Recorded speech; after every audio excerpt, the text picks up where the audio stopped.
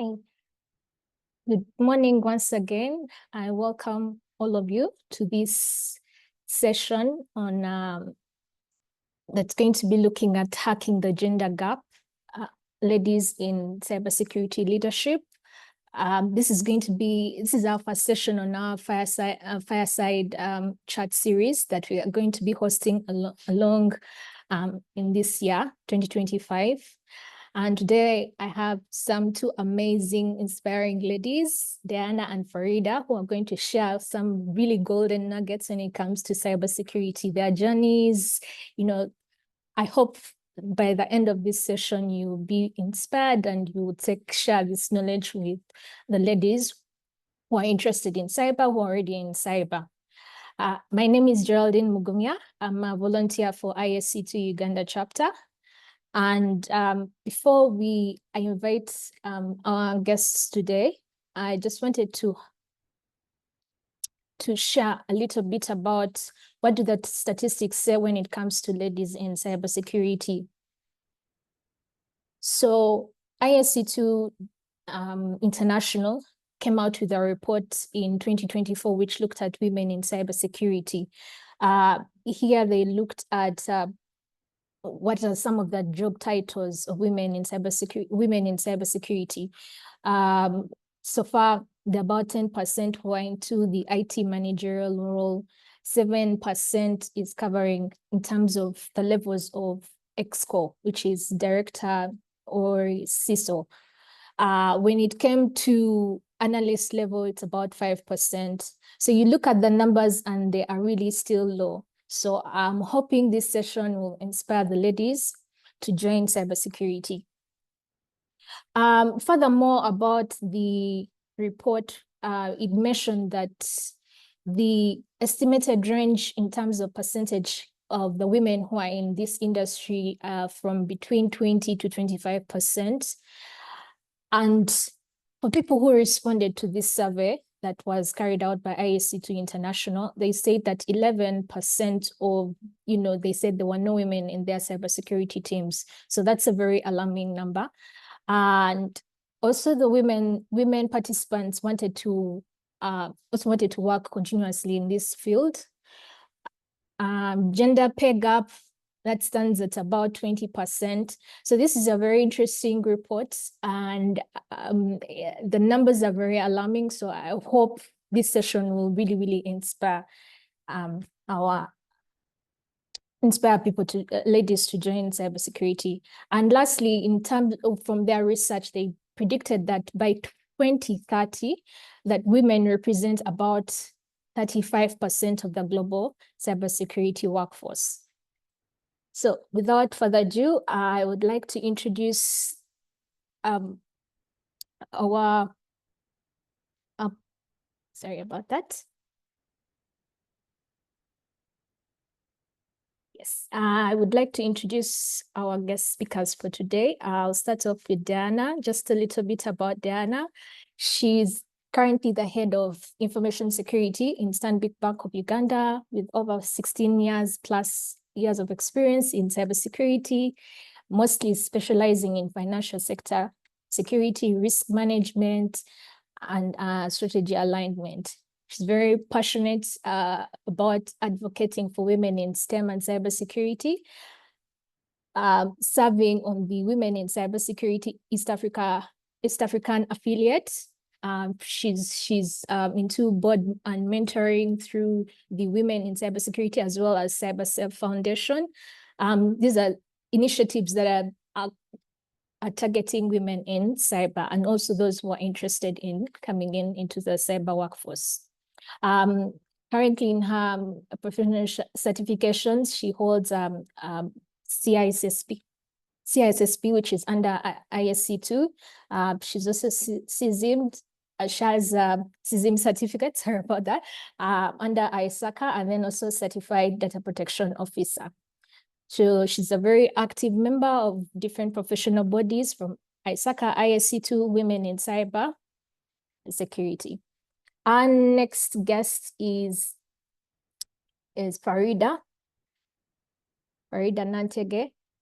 who is a skilled technology assurance professional with over 14 years experience, 9 which have been in management role.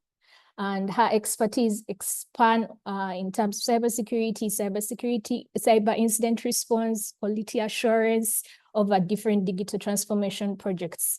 She holds a master's in business administration, bachelor's degree in IT, and she also has a number of professional certifications from CISM, CISA, and ISO 27001. Farida is currently the head of information and cybersecurity for DFCU Bank.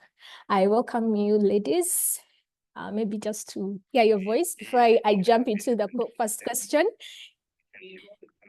Yeah, thank you, Geraldine. I'm very excited and happy to be here. Yes. And shout out to the many allies I see in the room. Yeah. Farida, are you there? Yes, I am. Thank you, Geraldine. Oh, okay. Looking forward to this discussion. Oh, okay, thank you. So I'll start off with the first question is, this is to both of you. If you could describe cybersecurity, if you could describe your cybersecurity career as a movie title, what would it be and why? Diana, you could go first. Wow. It's been a journey. So thinking about that, I thought that it is a journey that is still ongoing, and like cybersecurity, we are always evolving. So I'm here now. I don't know where my journey will be in 3, 4, 5 years. I guess it will not just be a movie, maybe it will be a series, and I'll call it my Cyber Chronicles. Nice, nice. I like the sound of that. Farida, over to you. That's interesting. If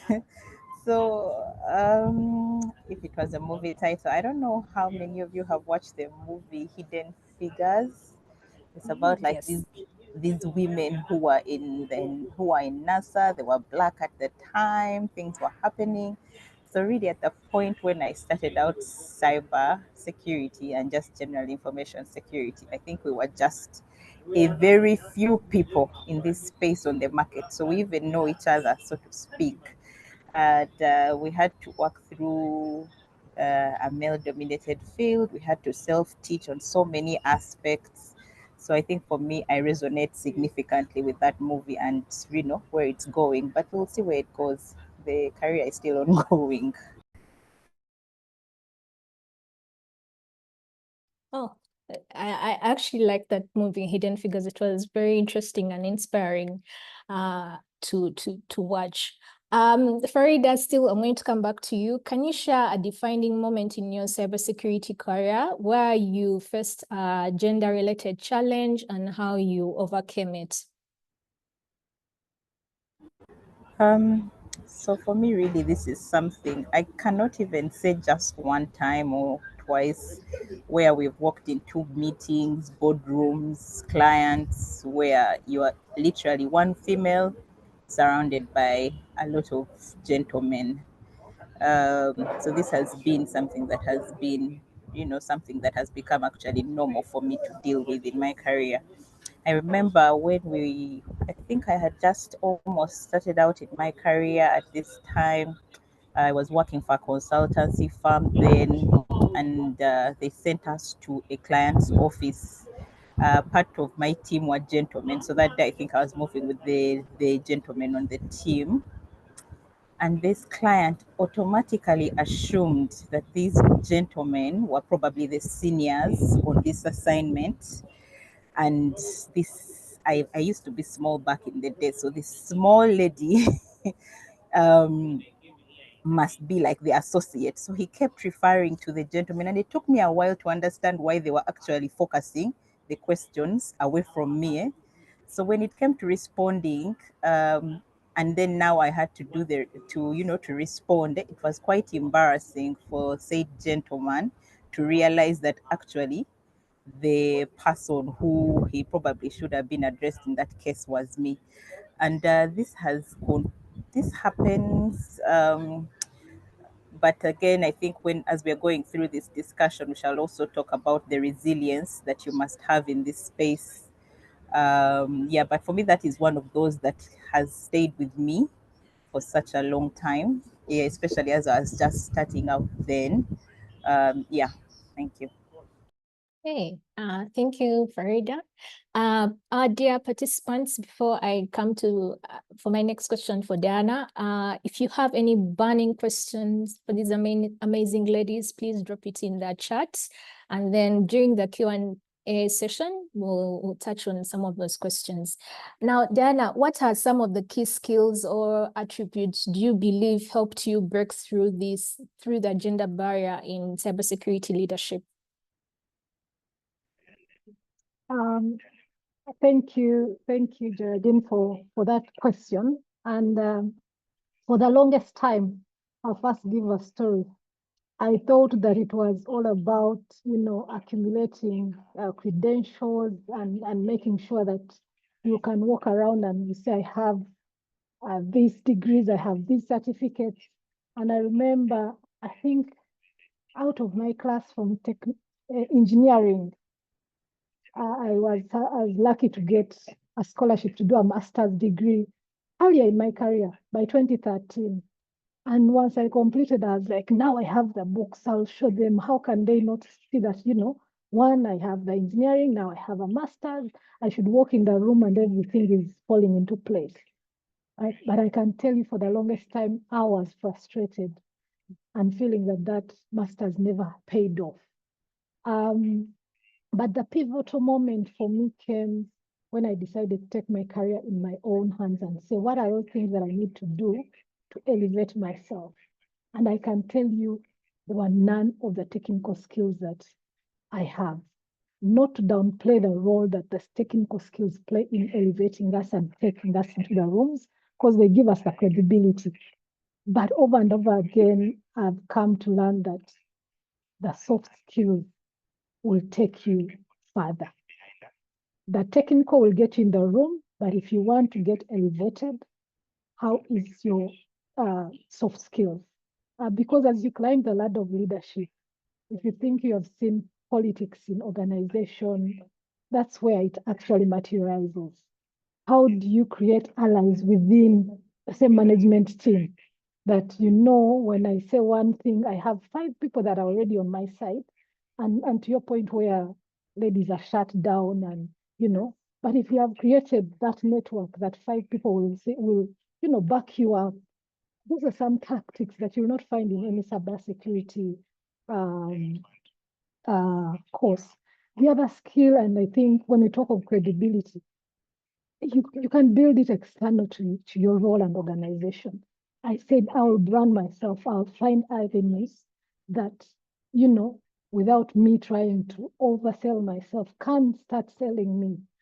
How active I am in, these professional communities of ours have played a pivotal role.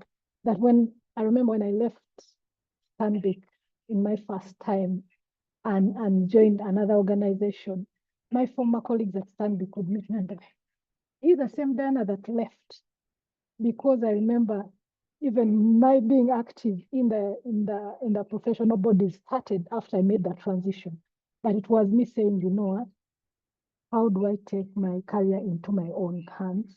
So the skills around communication, building the confidence, and then overall, that credibility and competence you've built technically will just elevate you further. But soft skills, interpersonal relationship, how to network, they go a long way in making sure that you are the leader that you want to be in an organization. Thank you so much, Diana, for that. I totally agree with you when it comes to the soft skills. It really takes you places. It takes you in so many rooms that you wouldn't expect to be in. I totally agree with you. So Farida, next question. Many women in cybersecurity experience imposter syndrome. How do you build confidence in a male-dominated industry? Okay, thank you for that.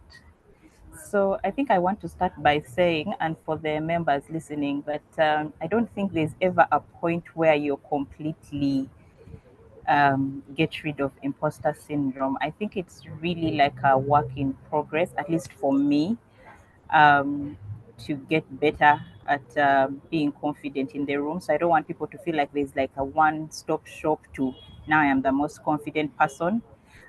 Because there are spaces where I step in and people have, for example, worked in cybersecurity for like 30 years. And then, as Diana said, they'll have like a whole list of certifications, like 6 of them. If you look at this person's CV, even the best of us may get intimidated. But what I've learned that works for me is really just to be confident in your knowledge. um, I speak and I stand by you must be able to teach yourself. You must be interested in cybersecurity learning.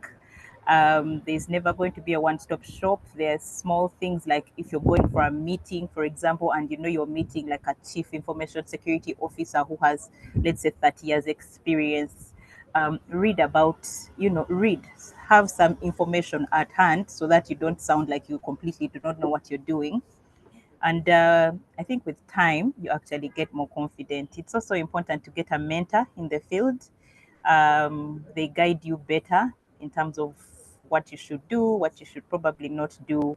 And then you avoid some of the mistakes that some of us learned by tripping and falling and picking ourselves up. Um, I had the privilege of attending a Girls for Girls mentorship program, and if there's anything I picked from there is women, we have a problem of first assessing ourselves. For example, if there's a job advert, and I used to be one of these people, if there's a job advert anywhere and I look at what is required and I couldn't meet 80% of what is on that advert, I would never apply ever. That would be, it's not mine, something else will come for me. And then in this session, some of those women was like, we've seen men who actually apply for these roles and they only have like 40% of the requirements. And yet women, we are waiting to be at 80%. We are waiting to be at 90% ready, which never really pans out. So they say you try with what you have and then you get feedback and improve yourself. So that's one of the things which I would say is really helpful in terms of managing your imposter syndrome, but also just get involved in associations like this one, like Asaka. There's Women in Cybersecurity. So there's quite a lot of mentorship out there that will, first of all, improve your knowledge. If you have knowledge in something, you will then be more confident in it. If you do not, then that's where the imposter syndrome comes in. So again, always just work on improving the knowledge you have. Thank you. Thank you so much for that, Farida. Diana, what are some of the strategies you have used to assert yourself and gain credibility in cybersecurity leadership? I think Farida hinted on some of those, and it speaks to how you show up and make sure that even when you're feeling the imposter syndrome, you have the self-talk of, but what has gotten me here? Do I have the knowledge? Do I have the skill set? Because how you build credibility, most of the times, trust me, people will look at your competencies. But like again, we have said, there are times you go and look at someone's CV and they have a whole lot of, certifications. I think these initiatives that we do and, ensure that we are active in the industry and we are working beyond our own organizations and we are working for the good of the cybersecurity space also adds on how we build our credibility. Sometimes I've been complaining, and I'm happy to see Farida that it can't only be me, it can't only be Geraldine that we are seeing around on posters. Where are the other ladies? And because then we are painted as, hey, you're the only people that we know. Even when you give another name and say, I'm not available for the webinar, but this person can do it. There's that feeling you have not seen them. Meaning, even the branding that we do adds on our credibility as cybersecurity leaders. The confidence, but I think we can't underscore or downplay the importance of continuous learning. Because when you enter that room, and the most rooms that we enter, cybersecurity being from tech, from the technology field, and we know how, you know, people in business normally say, technology things I don't understand. Now it's even worse for cyber. You give a presentation and when there's no question, you're like, did I speak Japanese? Do they understand me? Do I have to go and rework and simplify my English? But yeah, there's that component, and that should give us power to say that I might not speak business, but here I am, I can speak cyber. And that gives us the confidence to enter a room, try and simplify, try and make us relevant to say, if you don't do this, this is what it means to business. Not always scaring them from the point of, if you don't do it, a cyber incident is coming. So the language that we use also gives them confidence that, no, she's not just talking cyber.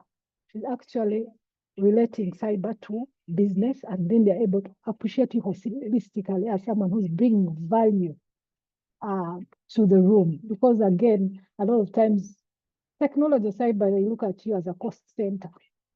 How do we turn that around? And that gives you credibility beyond cybersecurity. It's giving you credibility to deliver to a business. So to me, it is knowledge is power, continuous learning. Don't enter a room and, you know, your CEO is the one who's telling you about an incident.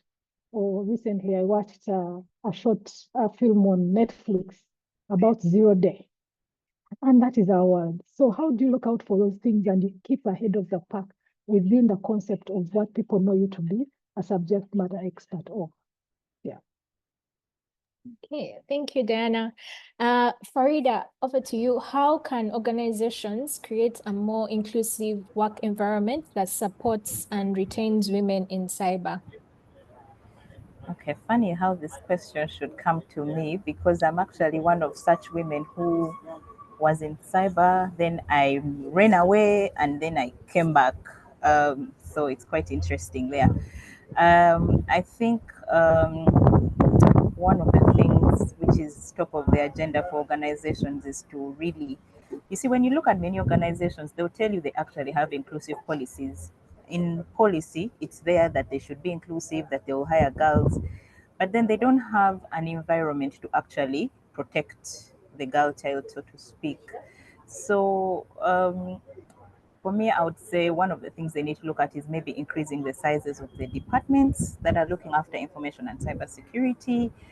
For a lot of women, and the reason why the numbers which you showed are the way they are is because at some point we become mothers, we become, you know, wives, and then the balancing act generally, you fail to balance it out. And then that's why you see that we probably have a lot of girls at the beginning, and then we lose them along the way as we go up. So for me, I would say if we increase the sizes of the departments, maybe then would have a better work-life balance, which would then encourage women to come into the field. Because again, if the team is small, I've seen banks, I've seen, you know, big institutions that have 1 to 2 man teams. Um, just by looking at that, I can tell that those people are really working, the midnight candle, so to speak. And that's not something that generally attracts females, especially at a higher, as they advance and then get more into the need to manage their other roles. So for me, that's one of the things that has to happen. I know that some organizations are intentional about subscribing the females to programs, for mentorship programs. So that is one of the ways that we can also handle that. Um, but then ultimately, we need to look at going back to the schools. So organizations like this one, like ISACA, they need to actually now go back into the schools. The reason why I say this is sometimes by the time we even reach the point of organizations, girls have already decided that cybersecurity is too difficult. Um, I was looking at the participants on these calls, and I was seeing more male names than female names. So that is really something to tell you why we probably need to go back to schools and to encourage girls. I have talked to young girls who Like they even basically say, but isn't that for men? Why are you doing something for men? So it's being classified as a for men thing, right from school. So it's not that they even have these additional responsibilities, but already they fear to even try it on. So I think for me, we cannot run away from going back to schools. Organizations need to actually practice and put in place actual structures to support women, and then also subscription to those programs. Thanks. Thanks, Farida. Actually, one of our planned activities for this year under IAC to Uganda chapter, we want to reach out to the schools. So I am gonna reach out to you, to inspire the ladies to join, cyber. Diana, so what are some of the policies or initiatives that you have seen successfully implemented to close the gender gap in cybersecurity? Well, I think I'll start for my own initiatives, given that I'm an advocate for women in cybersecurity. When I returned to Stanbic Bank, at that time, we're expanding our structure for the unit from a team of 5 to 13. So it gave me an opportunity to actually hire over 8 roles within the team. And I told HR, like like Farida said, policies are there, but I think they are not followed by the how. Okay, it's in the policy, but how, what is the process of making sure that this actually does work out? So one of the things was that when we put out the jobs, ladies were not putting up, applying for the roles. And I said, we know this to be an issue because, like she said, as women, we want first take off and we have all 110 requirements as per the JD that was advertised. So I had a conversation with the HR partner, and she was quite understanding. I said, you know what? I do attend these conferences. I meet young ladies. Some of these roles are, entry. Can I, if I spoke to them and encourage them to put in their CVs, can they be considered? Because sometimes we would reach the cutoff and there's no CV in the system for a lady. I said, no, that's fine. So I know one of them, I met them at the ISACA conference, and we had interacted under Miriam at one point, and I told her, I have openings. Like, yeah, I saw them. I'm like, today, go and put in the CV. But that didn't guarantee them the roles. That's what I want to put as a disclaimer. My first initiative was, can I get the lady in the room? For every interview, at least I had to have 2 or so ladies as part of the people that are going to be interviewed. And I can tell you, right now I have 5, we are 5 out of the 13 ladies within the team. So every time I had a lady show up, without having any bias, because it's a panel of 5 or 10 people, they came out on top. But it had to take me just giving them that pull, come and put in your CV. Of course, I had those that I said, come and put in, and they were not successful. But what does that tell you? That policies alone will not cut it. We have to be intentional on how we approach this. And I've been lucky that they have come and actually excelled. When we're looking at top performers, you find them there. And what does that help us? To say that the next time we're having this conversation, it will be much easier. And it will be from a point of, we know our challenges as women. And how do we support them to just get a foot in the door? And then after that, it's their credibility, their credentials that will help them land that job.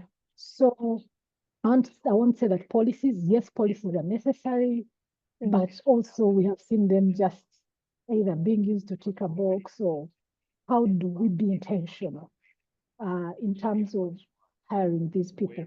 And I also tell people that when I'm hiring, it is certificate. Yes, it is a good to have. I want you to have the certificate, but as a leader, I should plan to enable you to have those certificates.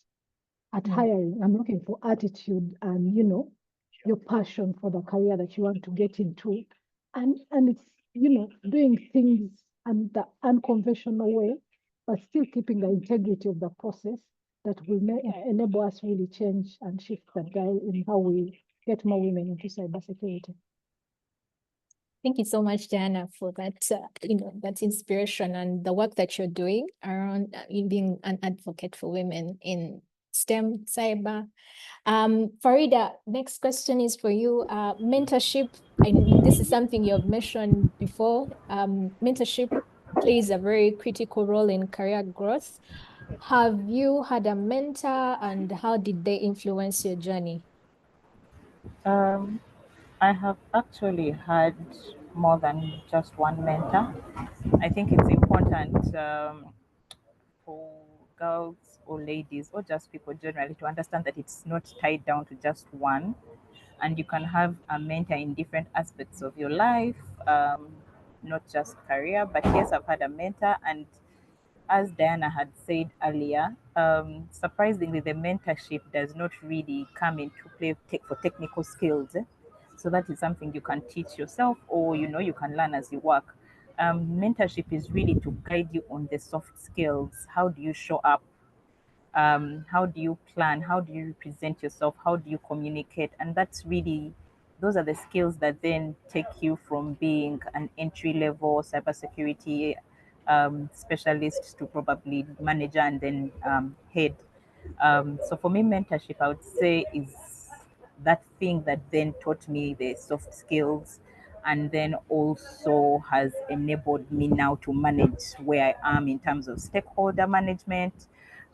Because now at the level I am dealing with, it's not that you don't need to know the technical, but it's really communication, how you communicate, how you appear, how you handle different stakeholders. So all that has to come into the picture. And it's good to usually, at best, if possible, you should have somebody who's had the direct role you're playing. But if that's not possible, then just try to get somebody who can advise within that role. Thank you so much, Farida. I will move over to Diana. Do you believe in sponsorship versus mentorship? Is it more critical? Do you believe that sponsorship is more critical for women in cybersecurity leadership? Why or why not?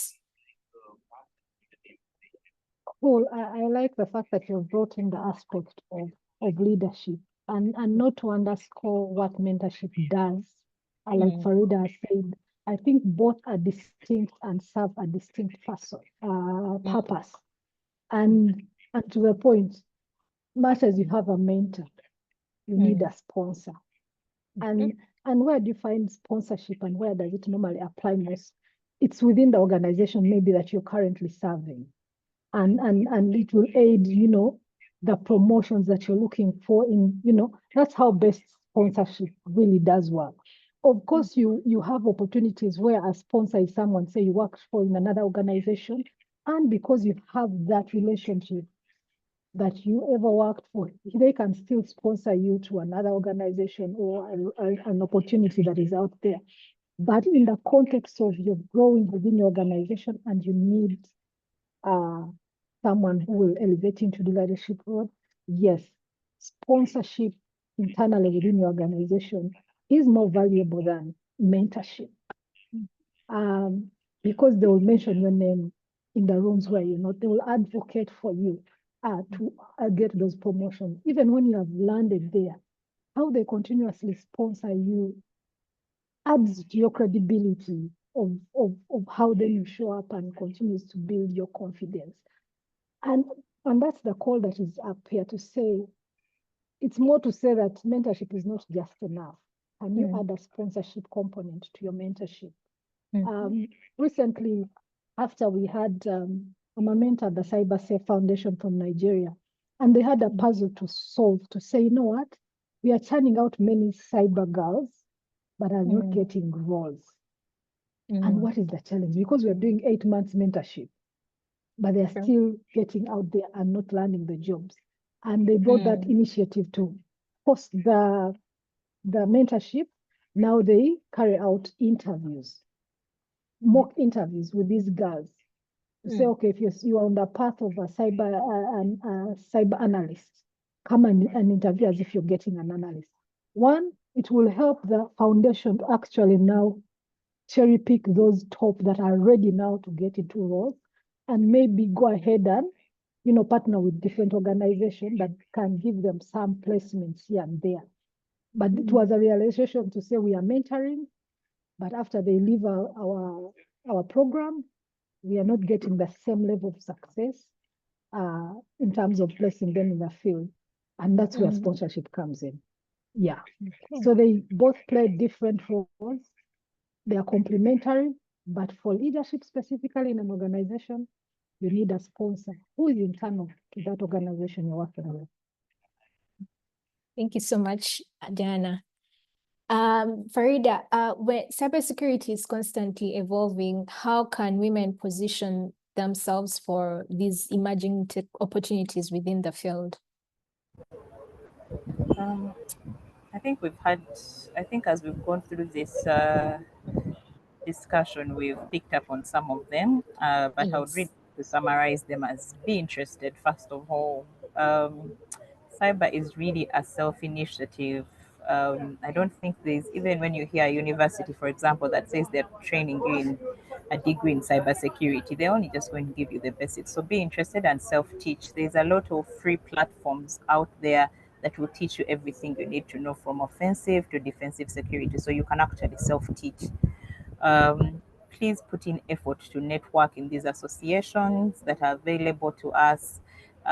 What that does is, for example, as Diana, the earlier example she gave, is she was able to pick people within these associations who then eventually moved through her structure.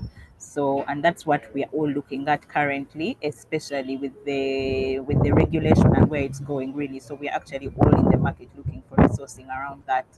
But let's also just have mentors in play, just so that you avoid some of the mistakes that you probably shouldn't get into. Thank you.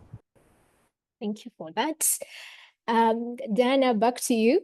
What are some of the emerging trends in cybersecurity that excite you the most, and how can women take advantage of them?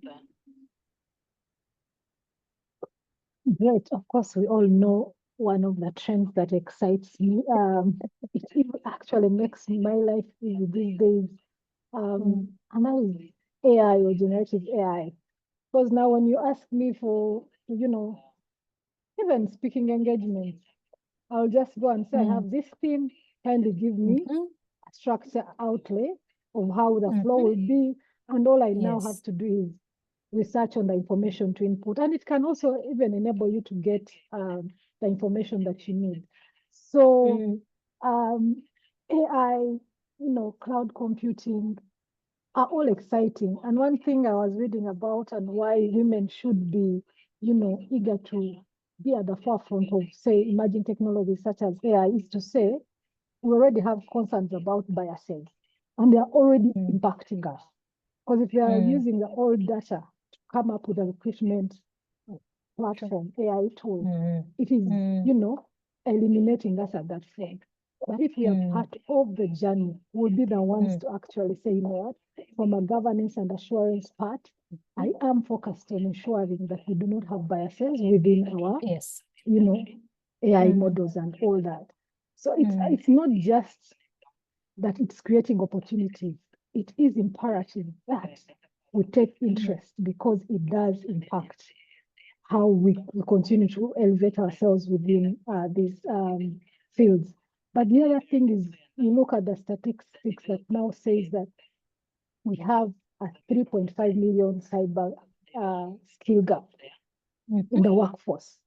Those are opportunities that we can tap in. But I think what we need to do more is the awareness that us as women have on how many roles there exist within cyberspace. Because a lot of us want to just be hackers. That's where the excitement is. But the NICE framework actually says we have 7 categories and 52 work roles that can be filled. But I can tell you over 40% of those are not technical as much, and yet they are critical, security controls.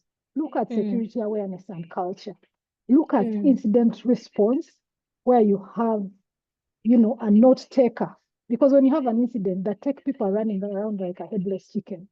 But the critical role is that person who is keeping us track on honest and tracking the thing.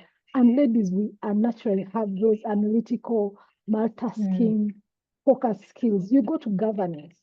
You're the ones who will apply ourselves and read a document from end to end. The guy just wants to read, the summary and move on. So there are those opportunities if you feel like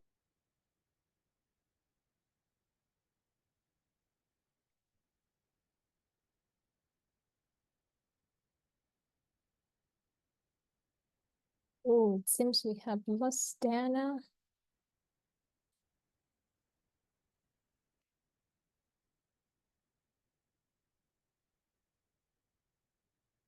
Farida, you can be able to hear me?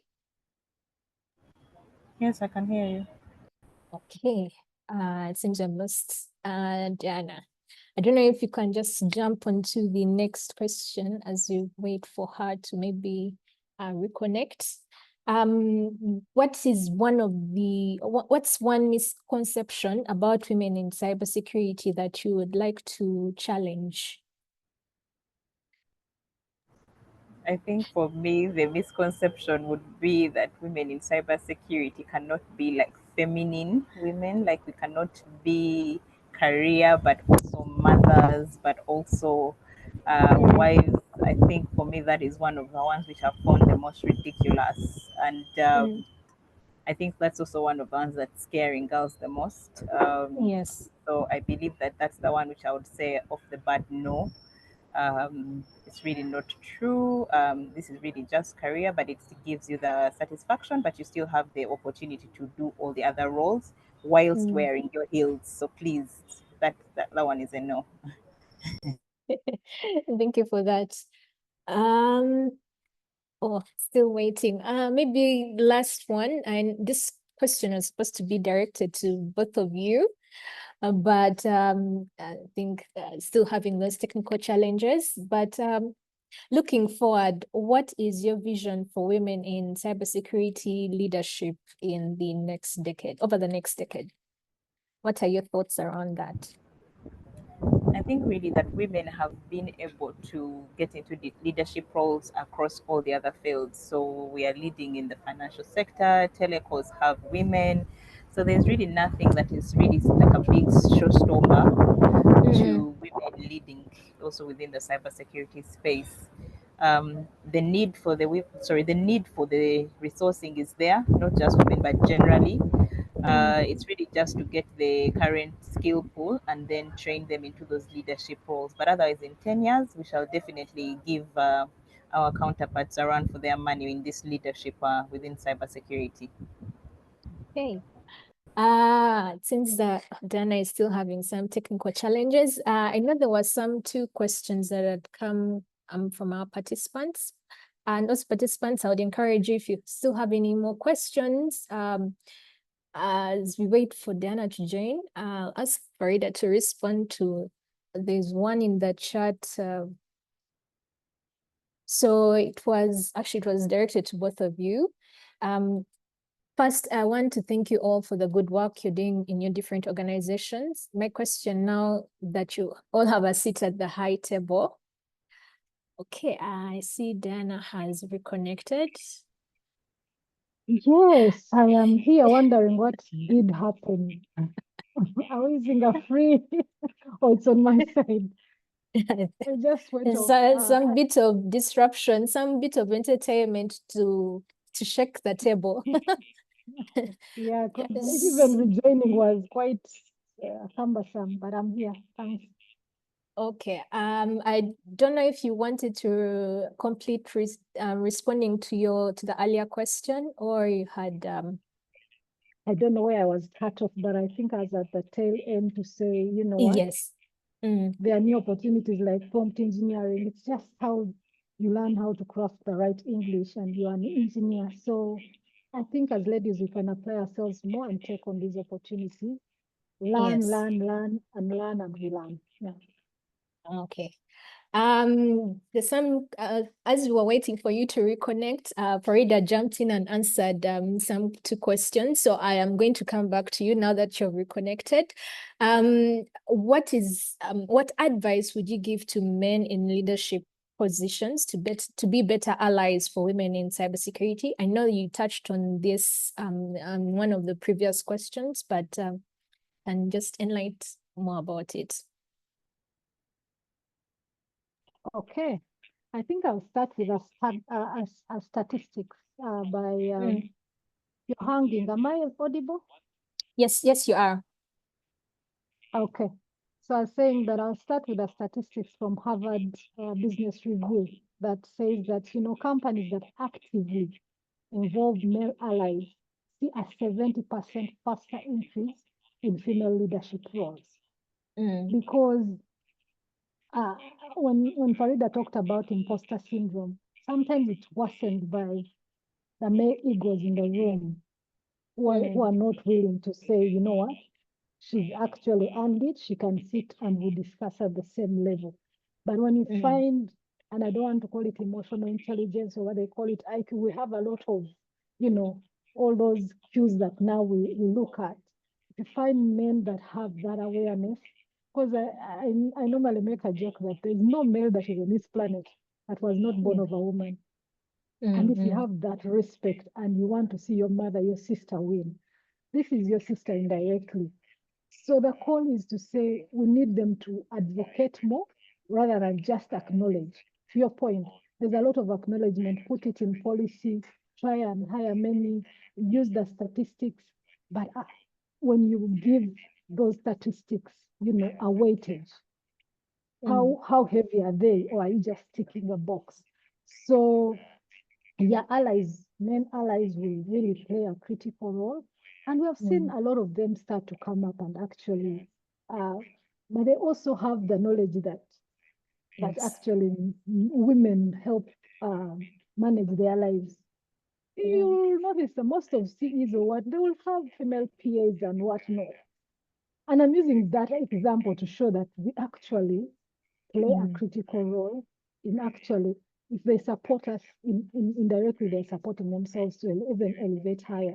So if you find males that have that knowledge, the sky is the limit. And yes, if they come on board, they will do us more than just, an acknowledgement. Yes. Oh, thank you so much for that advice, Diana. Last question. Farida had already responded to this because it was to both of you. It was now way forward. What is your vision for women in cybersecurity leadership over the next decade? Wow, I'm looking at that word of my.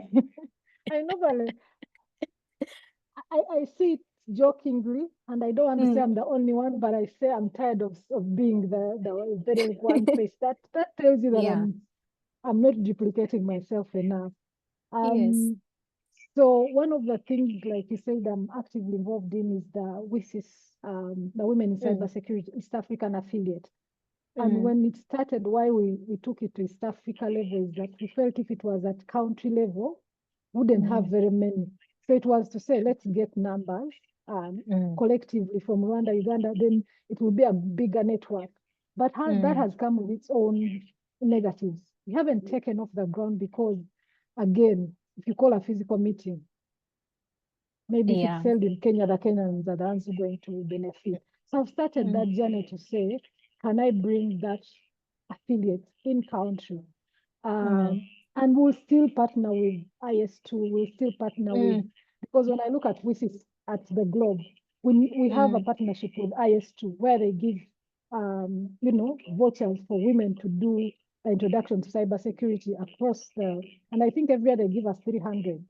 But again, because I don't have an affiliate that is driving that communication, maybe the women that are around me, I'll cascade that information and one or two will apply and get onto that journey.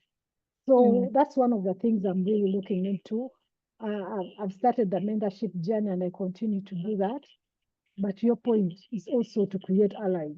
How do we educate the men that are already there and convert them into allies so we can drive this journey together of growing women in cybersecurity. So that is my mini plan as of now. Oh, great to hear that, like a vision. So we'll jump into the questions from the participants. The first question is to both of you. Farida, you would come in here first. The question is, my question now that you all have a seat at the high table, how do you manage to win over management support towards cybersecurity? Since up to date, we have not yet realized as a country the importance of protecting our assets. Most times the requests are looked at as a wasteful expenditure. How have you beaten the odds to convince management? I know Diana touched on this, but I'd like to hear Farida's perspective.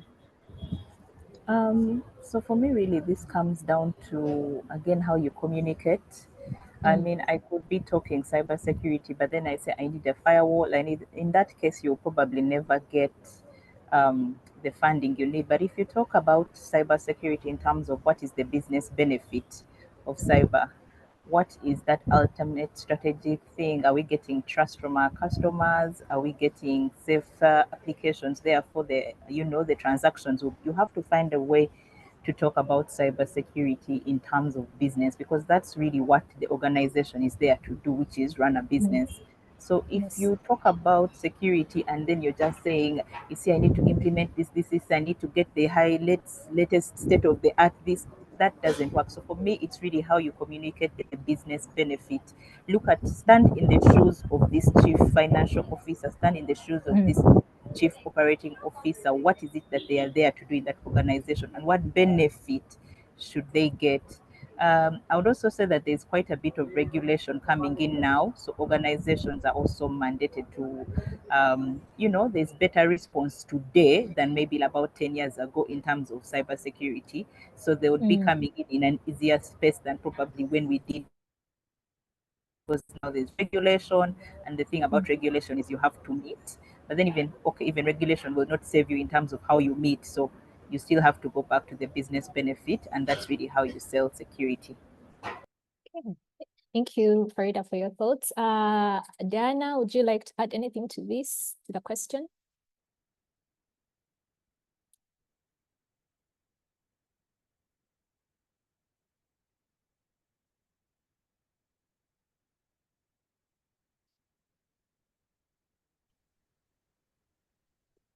Diana, are you able to hear us? I am back. Okay. Are you able to share your thoughts on that question?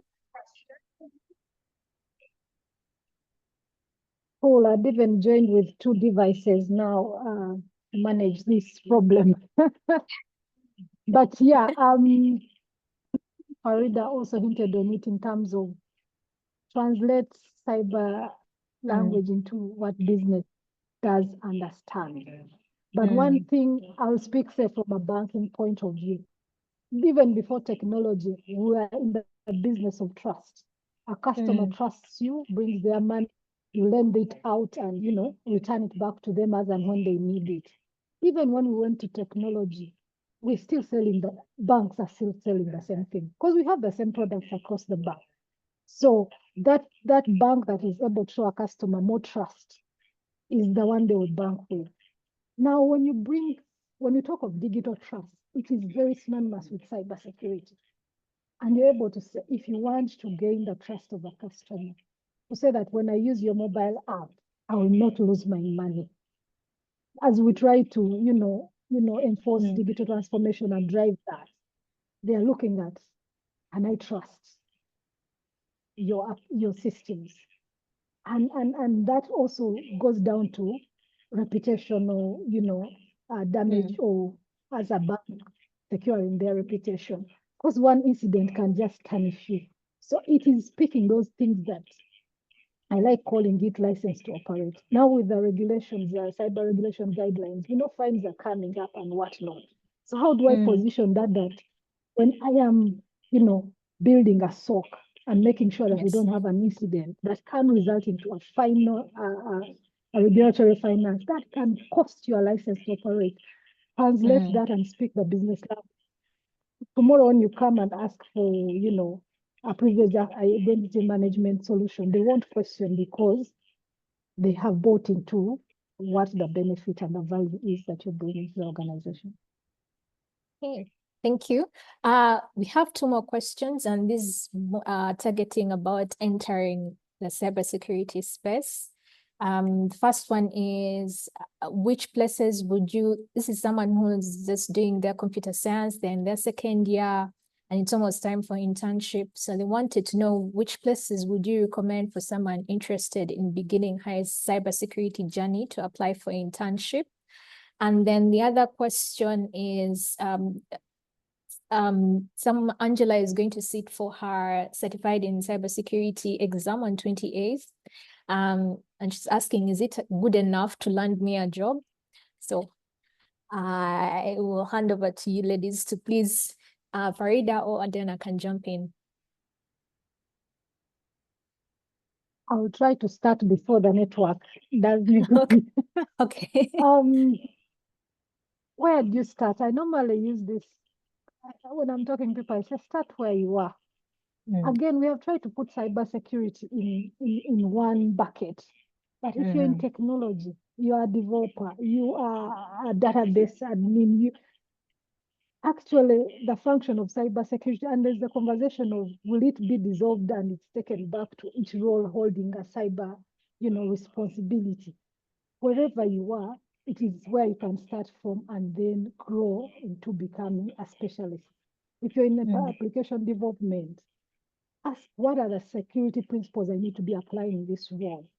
And if I want to be that security person now that oversees developers, then you move to the next level. A lot of us are accumulating certifications, but they are not informed by the career path we want to take in cybersecurity. Because like I said, 52 roles, 7 categories. Which category is that certificate speaking to? Have you mapped out the certification to the career path you want? If you want to be a cyber incident analyst, you go into a threat intelligence person, you go into, map them out, and then start with the beginner certification, apply that knowledge, gain some experience, then go for the next one. Because I normally tell people when they look at my certifications, they think I earned them in 1 year. Each has like a gap of 2 years. It was to assess, oh, now I need CISM. Okay, CISM has gotten me here. What do I need for the next 10? And then be, like I will have a kill chain that is systematic. Even your career journey, just have a plan that is clear, that then you implement and, you know, it makes sense other than accumulating certifications and then you're frustrated that you're not taking you anywhere. So that is my, start where you are, whatever technology role, and sit in it and say, okay, I did computer science. What cyber is within this course? And then I can build on to become a cybersecurity professional. Yeah. Okay, thank you, Diana. Farida, would you like to add something to those two questions?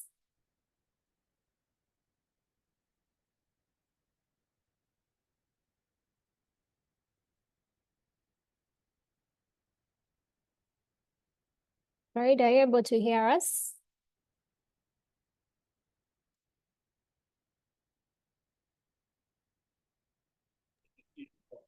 Has the bug passed on? I think she's not seeing I think so.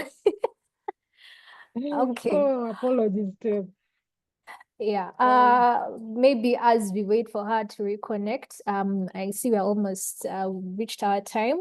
So what's maybe some few parting shots to, you know, sort of not really summarize, but something for someone to really take home from this conversation, like to inspire them of like, when can I start? Or something to push them. What are your thoughts on that? One, cybersecurity is a journey and not a destination. And I've also read the book Atomic Habits. And they try to disqualify this thing of I have a goal I'm working towards. Yeah, you have a goal, but if the eyes are on the goal, once you achieve it, then what? Rather focus on the process. And also the statement that says, you know, opportunities meet the prepared. map out the journey and don't be in a hurry to say, yeah, I feel Farida and Diana at leadership. I want to start there. We started as IT network admins.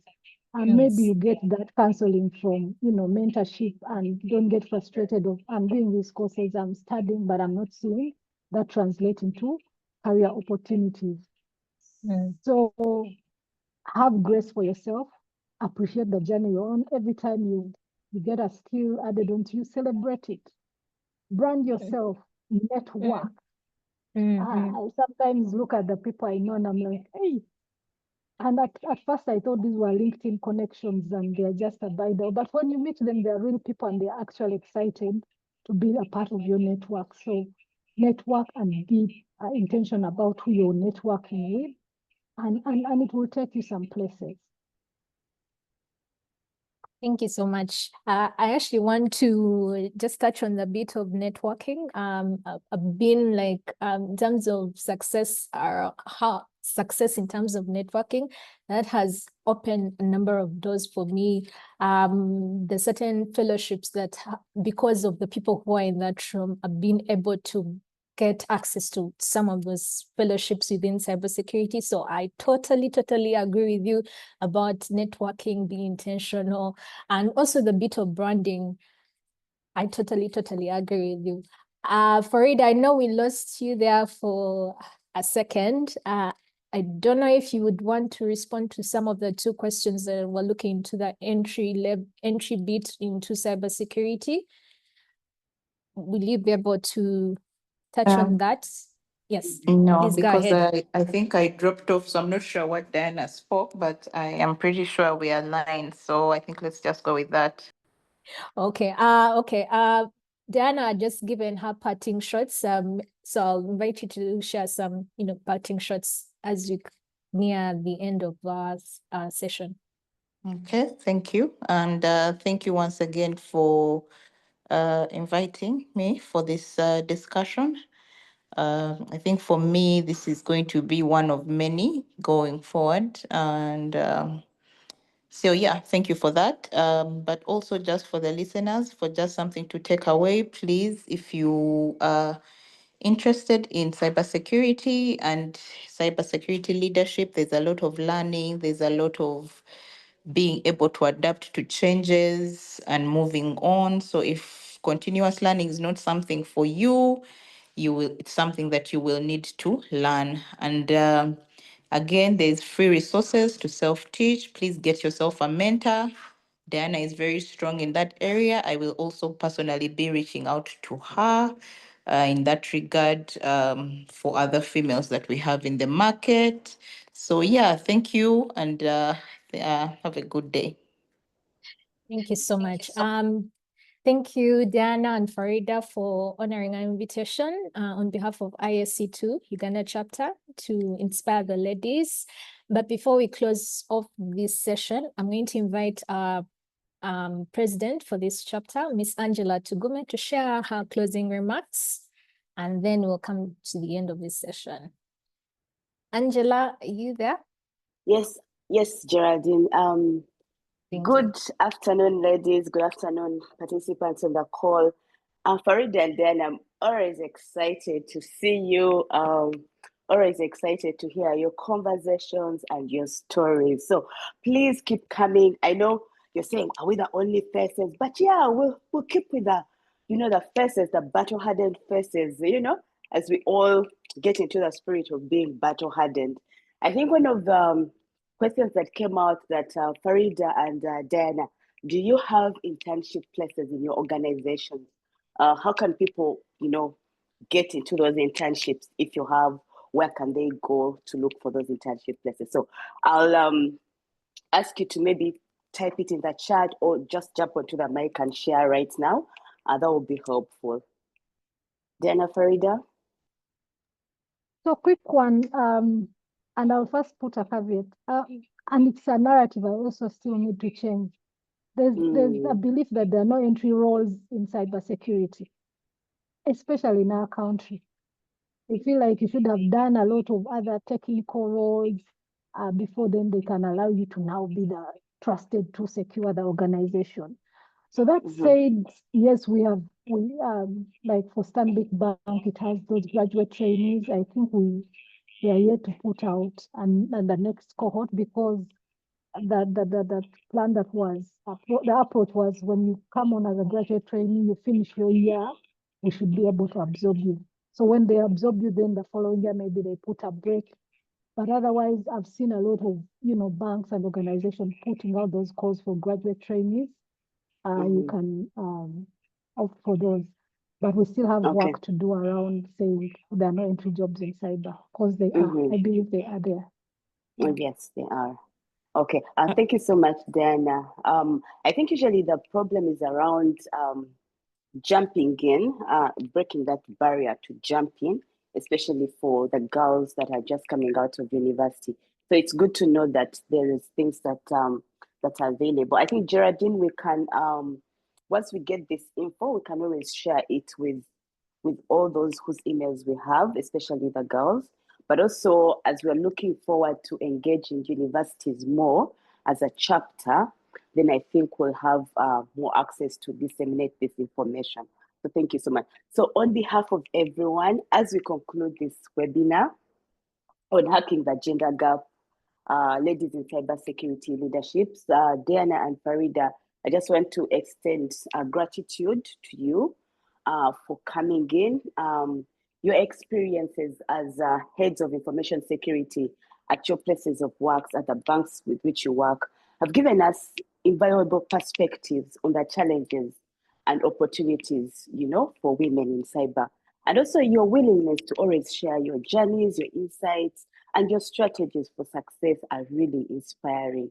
And so we know that you've not only highlighted that importance of the gender gap, but you've also offered really practical advice and encouragement to everyone on the call, especially to young women that are aspiring to become cybersecurity professionals.